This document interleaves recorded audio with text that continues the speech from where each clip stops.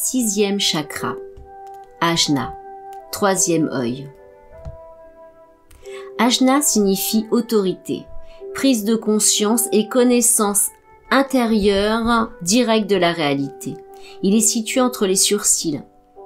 Ajna représente la zone de transmission des sens subtils, siège de tous les processus de prise de conscience. Associé à l'hypophyse, il gouverne les fonctions extrasensorielles, lien entre la conscience et les facultés supérieures du cerveau. Il est le siège de l'âme. Très puissant, ce centre éveille la force créatrice de l'être.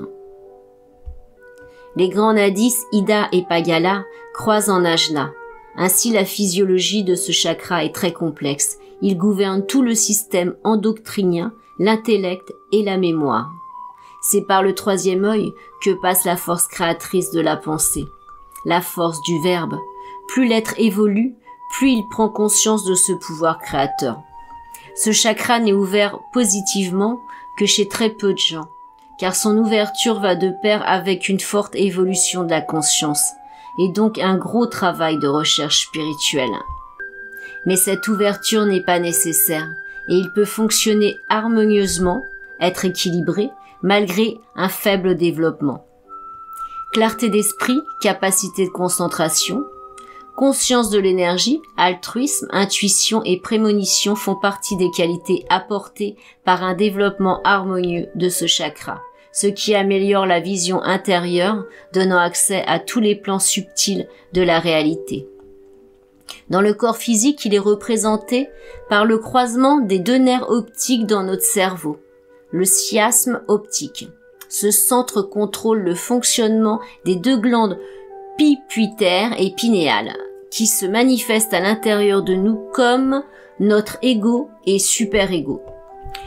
Puisque ce centre subtil régit nos yeux, un engagement visuel excessif comme cinéma, télévision, ordinateur ou lecture peut endommager ce chakra. Toutes les mauvaises pensées au niveau de l'ajna chakra l'abîment, et pour nettoyer l'ajna chakra, l'on doit purifier son regard. La colère réprimée et le refus de pardonner, de fausses notions sur Dieu, un ego enflé, le fait de suivre des personnes à l'influence néfaste bloque aussi ce chakra. Trop penser et trop planifier enfle notre ego. Faire des projections excessives vers le futur bloque ce chakra. L'ajna chakra est contrôlé par le Christ. Le Christ a pardonné même à ceux qui l'ont crucifié. Il a établi dans ce chakra la possibilité pour les êtres humains de pardonner et d'être pardonnés afin qu'ils se nettoient eux-mêmes de leurs péchés et de leur karma passé. En pardonnant à soi-même et aux autres, on permet l'ouverture de ce centre au travers de l'éveil de la Kundalini. Ajna trop actif. Ça donne un fonctionnement trop actif de ce chakra. Si de leur côté, les chakras de base ne sont pas correctement harmonisés, peut amener à une intellectualisation excessive de la moindre chose et souvent à prendre la grosse tête. Il peut mener aussi au mysticisme et à l'irrationnel avec un reflet du réel, du matériel et du plaisir. Avec un rejet du réel, du matériel et du plaisir. Je suis désolée. On trouve aussi dans ce cas des séducteurs ou séductrices pervers, sûrs de leur supériorité intellectuelle, affichant mépris des autres et arrogance. Un dérèglement de ajna va donner des personnes écartelées entre doutes, rêves et illusions, qui vont finir par s'isoler et perdre contact avec la réalité. Alors l'ajna bloqué, à l'inverse, donc, l'ajna bloqué va provoquer une vie entièrement dominée par les besoins matériels, des besoins physiques, les émotions irréfléchies. Rejet et refus de tout ce qui paraît irrationnel à première vue, sans aucun essai de réflexion, incapacité à l'intellectualisation, désintérêt des cultures, du savoir, des sciences, manque de curiosité.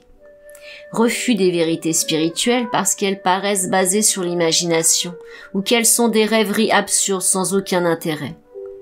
La pensée s'oriente essentiellement en faveur des opinions dominantes, comportement de mouton en société, adhésion aux idées toutes faites, aux préjugés, ce qui peut provoquer stress et panique lorsque l'on sort des sentiers battus.